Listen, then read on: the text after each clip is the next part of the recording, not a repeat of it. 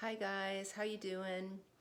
I'm here today at my house and I'm going to give you a little museum tour. We've been talking about museum education and how the objects and artifacts in a collection interact with the people who come to see them and the key role that interpretation plays in their enjoyment and their ability to derive meaning and want to come back to those institutions.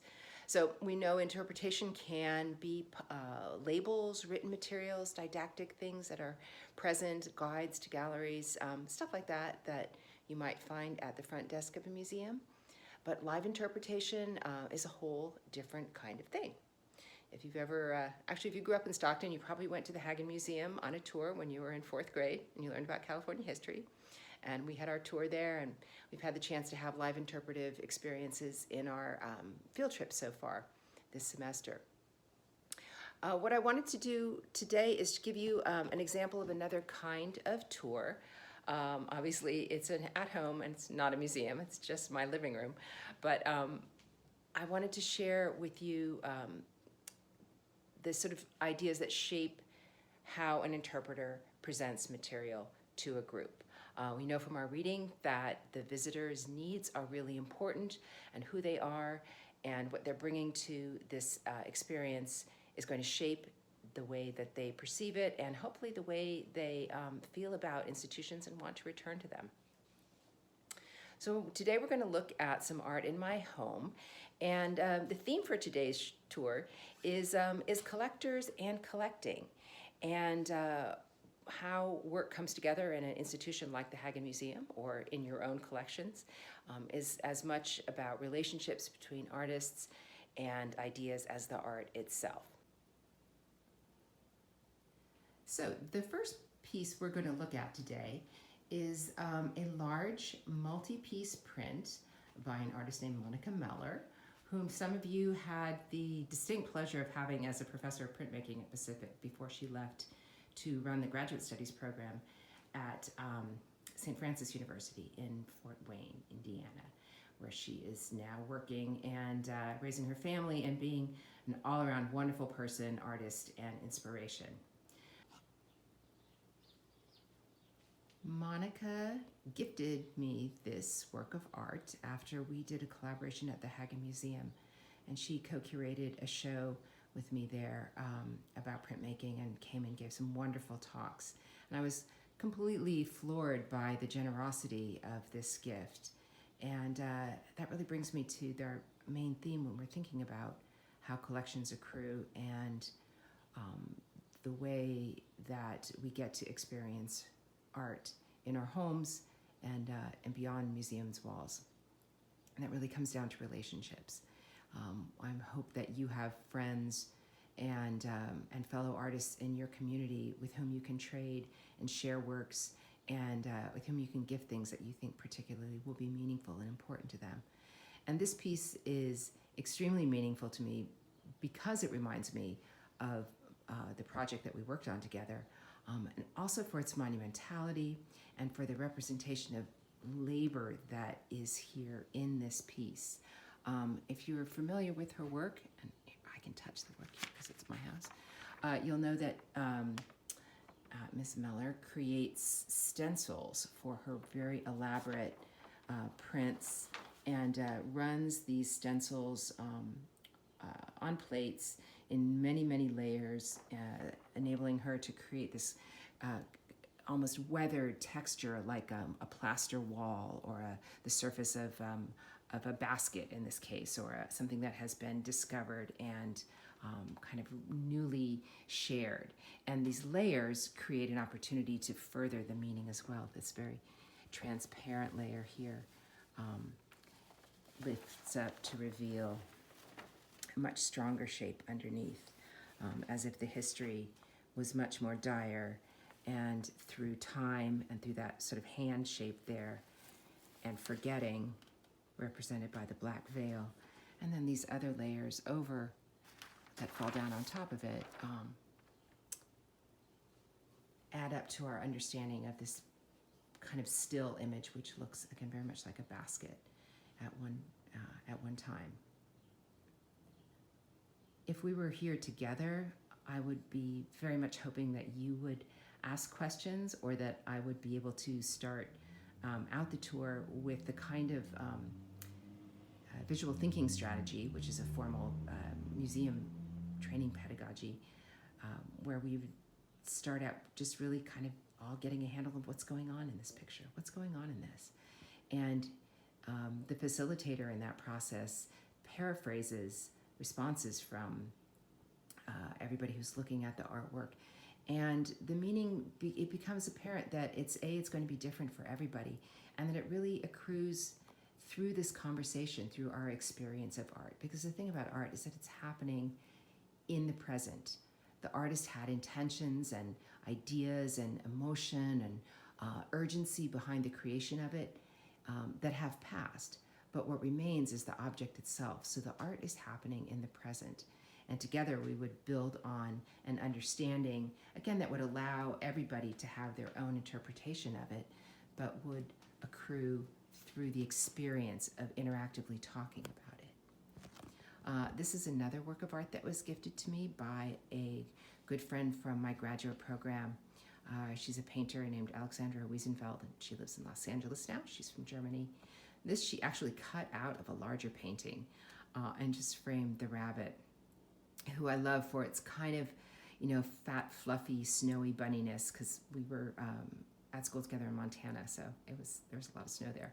But also for its kind of like badassness. I mean, we think of rabbits being kind of cute, but this one is not taking any nonsense, and that was very much Alex. Getting a little close up on the rabbit's face and that eye.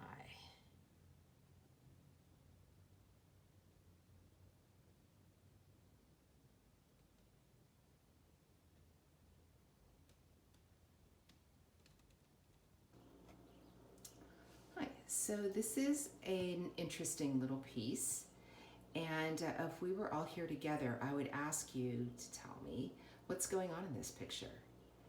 And I would hope that all of you visitors, young and old, big and small, could get up really nice and close to it and take a look carefully, noticing the frame and the mat and all of the parts around it before even digging into the image itself, which is of a kind of goofy looking, maybe drooling rhinoceros.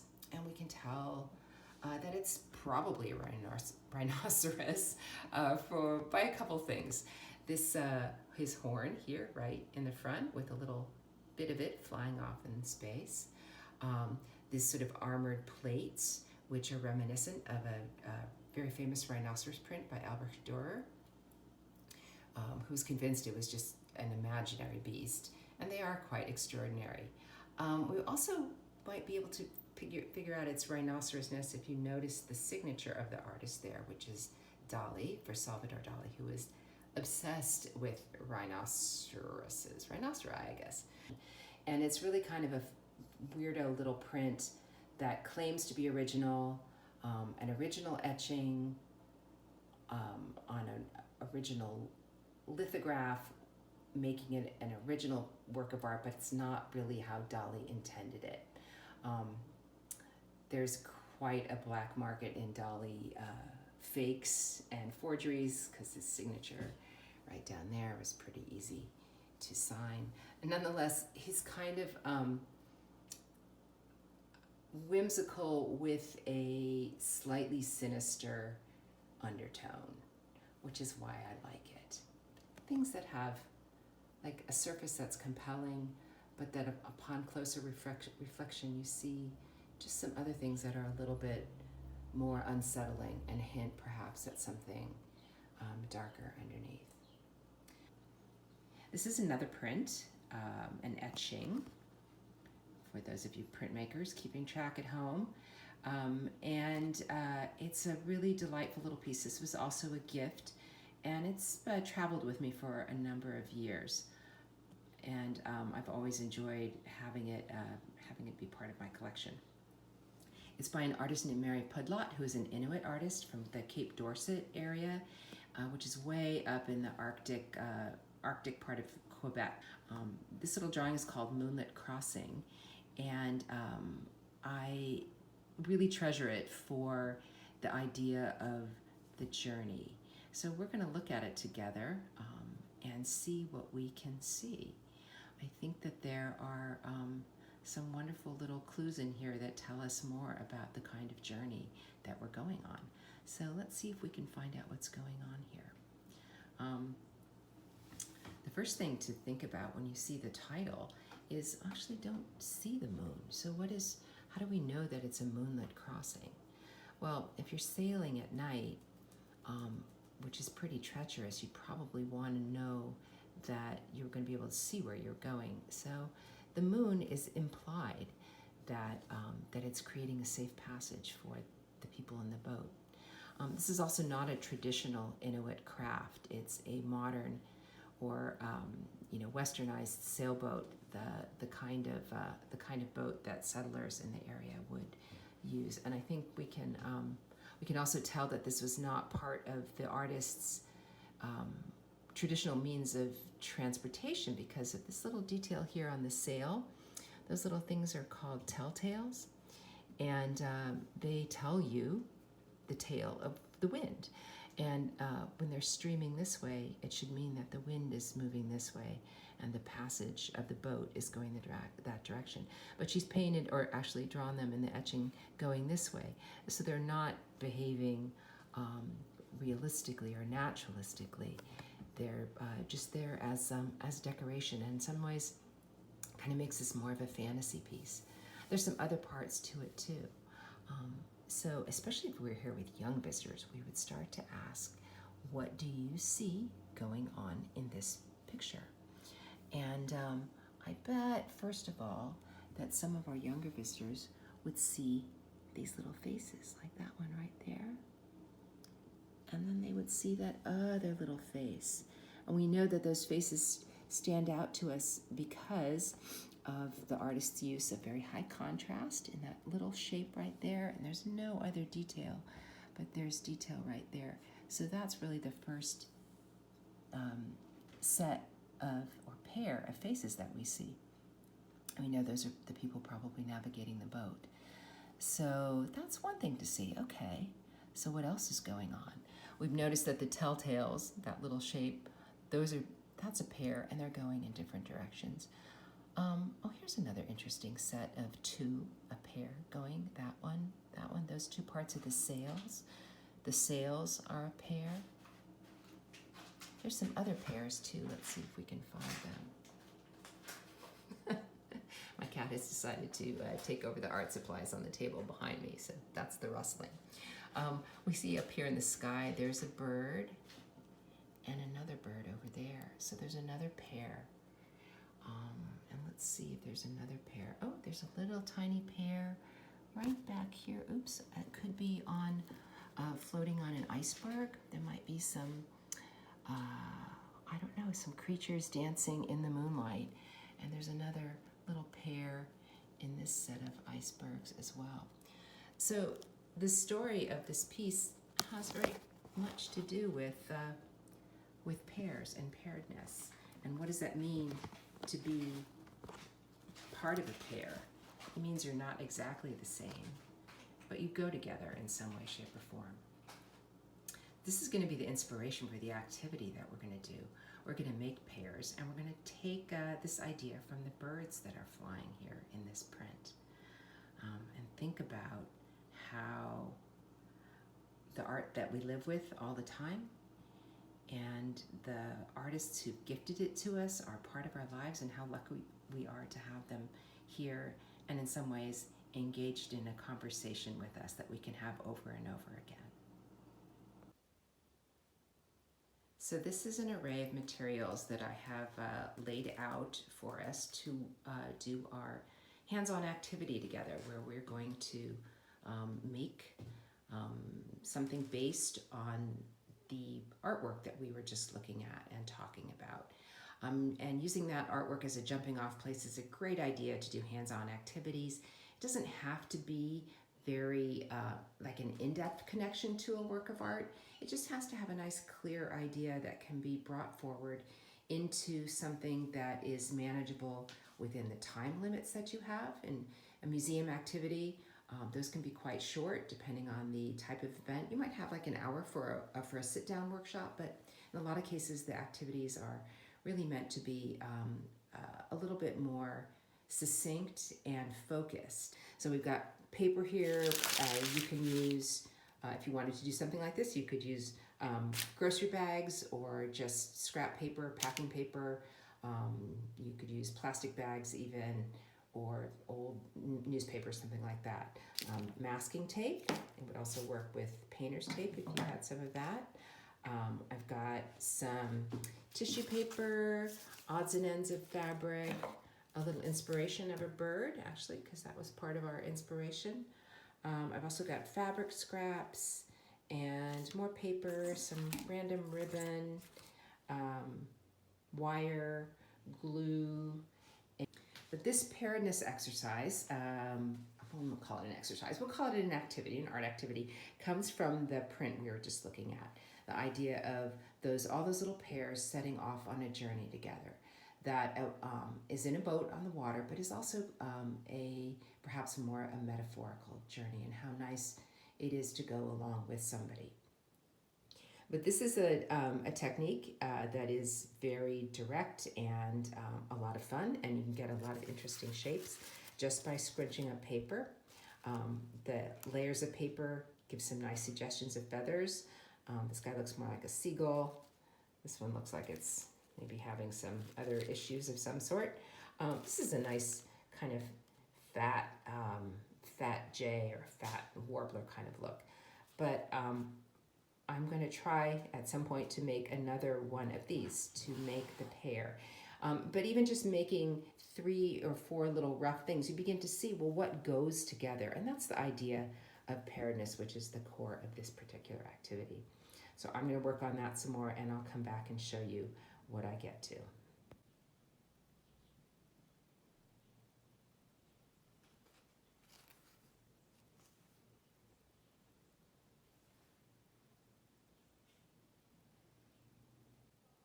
So I have my 2 little guys drawing over here, and even though they were inspired by these little gray birds, I gave them a paint job, kind of like another kind of bird called a northern flicker, and I've seen a pair of them in the yard, which is really cool. So that's why these got that paint job, but they're drying right now. And I just played around with another shape, and with some more time and practice, this particular medium can actually be quite expressive. So this one is going to get some finishing, and if you want to make a system to hang it, here's very low tech. Just make a little X of tape, thread a piece of string through it with a knot there on the inside, and just apply it to your bird before you do any painting or surface decoration. That way it gets sort of built into it. Okay?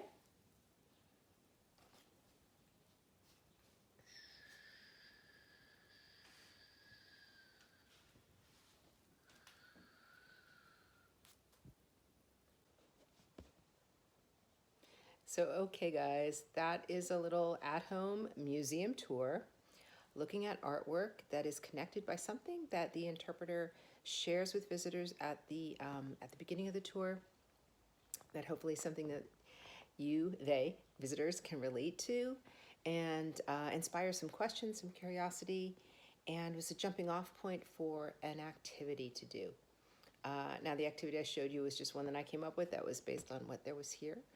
But in the exercise assignment you're going to do, you are going to tour your visitors, and I'm sure they are enjoying the being part of your classwork, through an artwork, or it could even be something outside. It could be a piece of natural history or a tree or anything like that.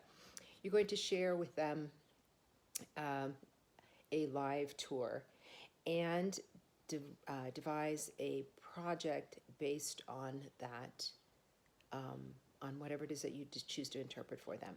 You can make a video of your project if you have somebody else who can hold the phone for you while you're doing it, or you can take a series of still shots and put them together in a PowerPoint. You can write it out. If you can't do any visual documentation, let me know. Maybe you can just make some drawings.